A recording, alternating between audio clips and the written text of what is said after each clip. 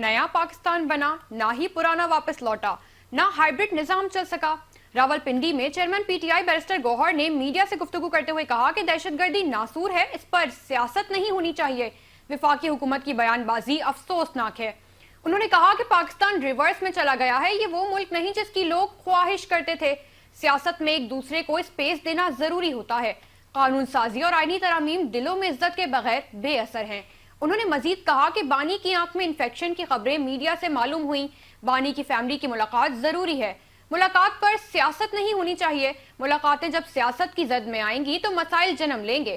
पूरा सिस्टम जब जाम हो जाएगा और अदलिया काम ना करे तो अवाम बाहर निकलेंगे, हालात और खराब होंगे। उन्होंने कहा कि अचकजई और अल्लामा नासिर की जोड़ी मुकम्मल है, मुज़ाकरात के फैसले करेंगे। 8 फरवरी की कॉल वापस लेने का सवाल ही पैदा नहीं होता। दहशतगर्दी पर सियासत नहीं होनी चाहिए। सूबाई वफाकी हुकूमत अवाम की जानो माल की हिफाजत करे।